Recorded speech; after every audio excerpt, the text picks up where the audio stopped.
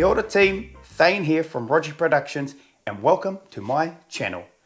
On this video I'm going to be covering off my hunting apparel, which is Firstlite. I'm going to cover off why I chose Firstlite and the base layer systems that I have that allow me to enjoy my hunting. I'll put the technical data down below each garment that I hold up because I can't remember all that detail. Right, let's get into it. The main reason I got Firstlite was because you had professional hunters over in America like Steve Rinella and now Remy Warren using the kit, having input into the design, and what came out of that was kit that was designed specifically for hunters by hunters. So that was one of my main reasons of changing over to it. The only thing about being here in New Zealand is the challenge to get the gear. So here comes the second reason why I'm in Firstlite, because we have the distributor here in New Zealand. It's called Point South, and the guy who runs Point South, Cam Mackay, is probably one of the best guys you're going to come across in terms of service of delivery, and man, that guy's just a top bloke. So if you need Firstlite gear here in Australia or New Zealand, you need to go through Point South. But those are the two main reasons I chose Firstlite, because of the people that were wearing it over in the States and the availability here in New Zealand. Alrighty, let's whiz through these base layers fairly quickly. I'll stop and give some explanation of maybe why one is slightly better than the other and why I choose one over the other.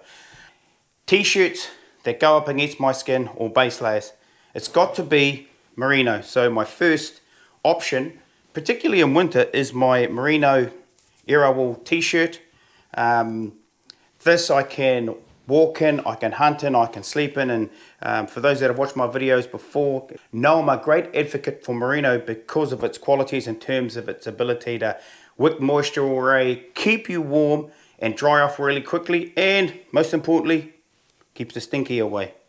My second bit of merino base layer kit I have is the wick hoodie. Ultimately, it's got a hood, it's long sleeve. Over time, I've chosen the t-shirt over the wick hoodie primarily because of my next layers that go over the top of this. When I'm not using my merinos base layers, I'm using this, which is a simple cotton t-shirt by Firstlite. I use it now, it's February, the summer.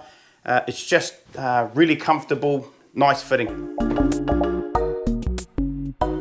So the next layer is my merino kiln hoodie, very similar to the wick, slightly thicker, pretty much the same configuration.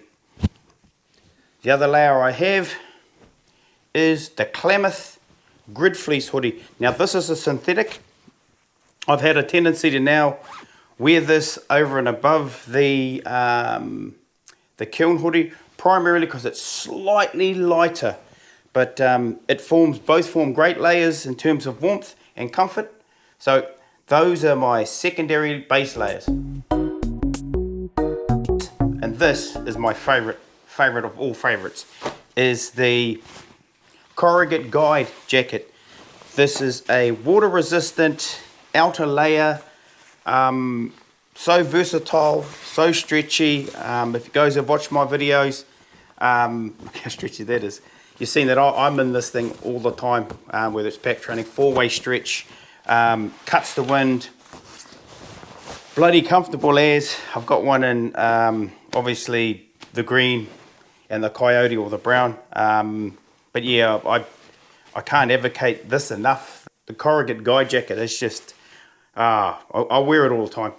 Like I said, you guys that have seen my videos, I've always got this thing on recoveries, and what I like to do for my walk-ins when I've got a little bit of a chill in the air, I'll run my merino t-shirt or just my normal t-shirt, my other Firstlite tee under this, and that'll be my walk-in layering system.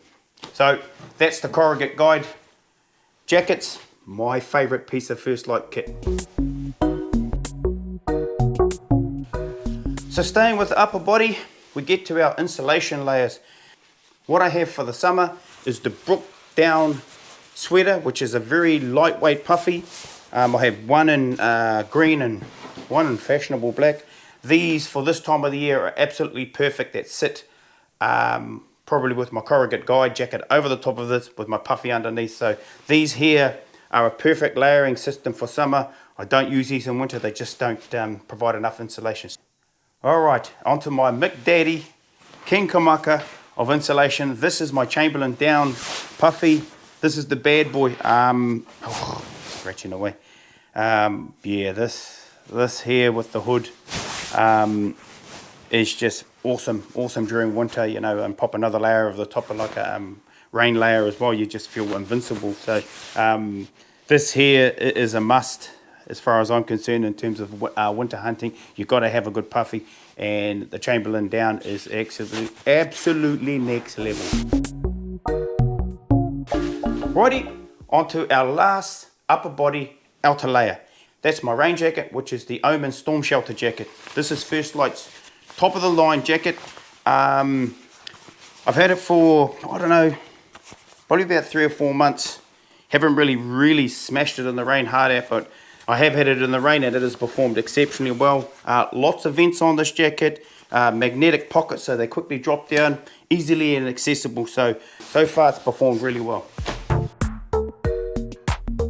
Now when it comes to pants, I never used to be a pants hunter, primarily because I've got quite large quadriceps or thighs, and I found it quite hard, and short legs too, that's the other one. I found it quite hard sort of as I raised my leg that the crutch would generally rip out and split, and it just felt uncomfortable, the tightness of the material up against my leg. So I ended up doing a lot of my hunting in shorts and in compression leggings. But thanks to Firstlite, I've now transitioned over, and you barely catch me wearing shorts these days unless it's very wet. Alright, my main frontline favourite all-time pair of Firstlite hunting pants and work pants, because I wear these to work as well, are the corrugate foundry pants. Yeah, like I said, it meets all those requirements, all those areas that I was challenged with. They have the stretch material in them, which allows, you know, my little chunky legs to flex them really well. They have reinforced material in around all the contact points like your knees and your bum. With these pants comes knee pads. You slide them in there.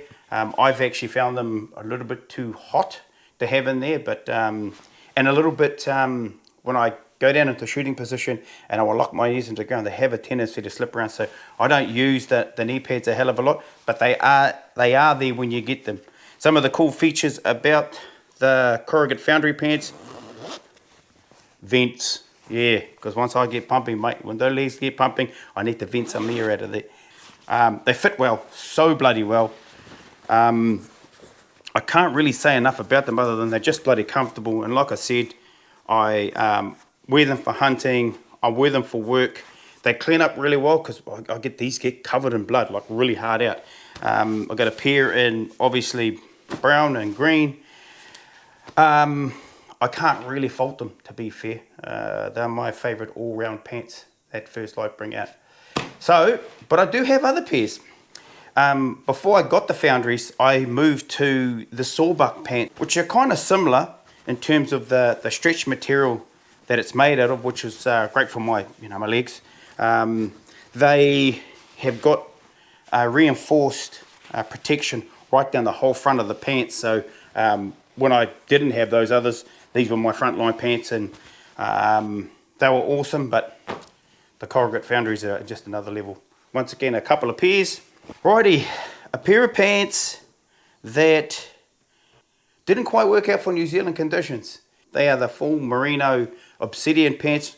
Lovely pants to wear, very comfortable, but they are merino, and they just don't take the hits in terms of like blackberry, gorse, bush lawyer. They're real comfortable. I wear these to work more now than I wear them out in the bush, but those are my obsidian merino pants. So final layer on the bottom are the Gangster Omen waterproof Gore-Tex leggings with the suspender belts as well. These are just like the jacket, the Omen jacket is. These are the Apex Predator wet weather pants that Firstlite bring out, and I've worn them on a number of walk-ins and where the the vegetation over the track's just been just saturated everything, and these have kept me dry all the way in.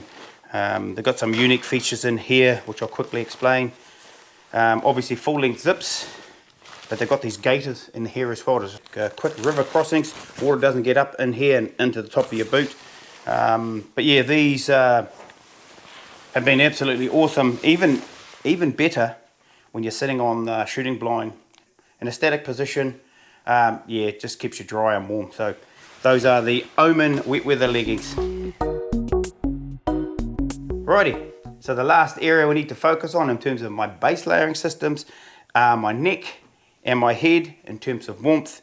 So for the neck, I have a merino neck gaiter. Yeah, it just does its job really, sits under there really nicely and keeps it nice and warm. Moving to the head, I have two types of beanie. This is the cuff merino beanie and the kiln beanie. The thing about this kiln beanie is that you can reverse it like so, and you've got yourself a means of being seen so you don't get shot.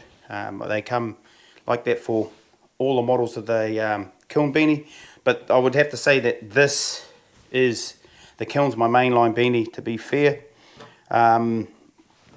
I've worn this one a couple of times, but because it sort of folds up like that, I kind of went away from it, to be fair, but every now and then I'll pop it in there for a nostalgic visit up the hills. So that is my Firstlite loadout. It's taken me a couple of years to land on the right combination of Firstlite kit, but I think I've pretty much nailed it. So I hope you got something out of that video. Don't forget to like and subscribe, and I'll catch you on another adventure.